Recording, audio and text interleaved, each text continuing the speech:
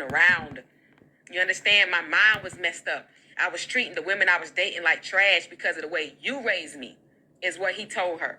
And a lot of y'all don't want to admit that to your moms. You want to make the women you date be the problem, and you want to blame them. But the issue is becoming your toxic upbringing.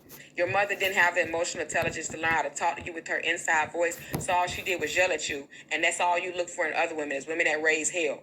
You get them and you despise you as much as you despise the type of woman. You can't stay away from it because that's what you're used to. And I think that's because we as a culture, we still have a high reverence for mothers, right? It doesn't matter if she's a toxic mother or a healthy mother. It's just like the Bible says, obey your mother and your father. And that's what we talk about, right? But we don't talk about, especially our men, like you said, and also our daughters, right? Especially the oldest daughter. We grew up with, a lot of us grew up with moms who were verbally abusive to us. Mothers who told us, you're just like your father. I can't stand you. I should have never had kids. This is normalized in our homes, right? And even though it's very normal, what happened, like you say, is a lot of men come out the homes, start getting into relationships and picking women who kind of resemble their mother in some way, right? They don't know how to choose a healthy partner who can communicate because their brains are used to a woman who's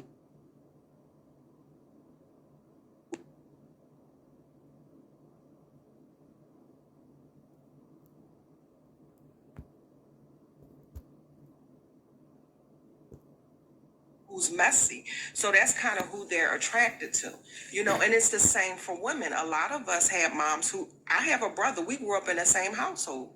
So if she spoke to my brother like that, my mom definitely dogged me, but like you say, our men are not really willing to sit with that discomfort and find somebody to talk to so that they can resolve it within themselves in order to be the best parent they need to be.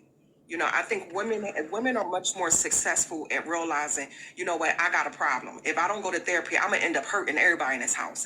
Whereas men feel like I'm a man and I can deal with this. When the reality is, no, you breaking down every day, bro. Agreed. Agreed. When I was a child, the reason why I don't believe in spanking your kids is because my mom. That's the reason why I'm not really big on religion. Is she was like super religious, and she used to spank me. And I remember somebody here was talking about like not telling your kids why they're being spanked, but she would literally spank me and scream at me, talk about this verse in the Bible about I would beat my child with a rod, and I used to have I would be bleeding. I used to have welts.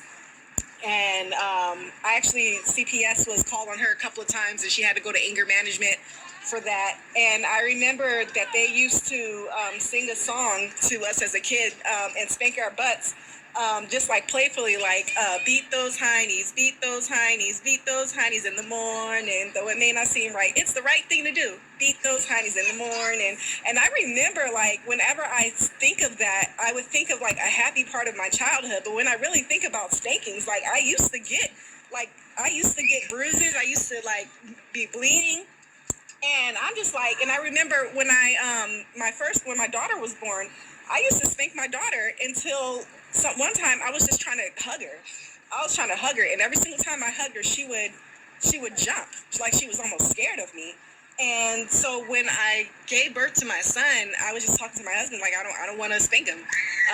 So now we try that thing that like my mom always makes fun of, like when like white people, they always count to 10.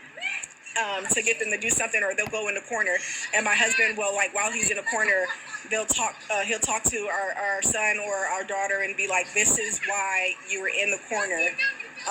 So that's what we're trying right now. I don't know what's going to happen when he gets older, but that's our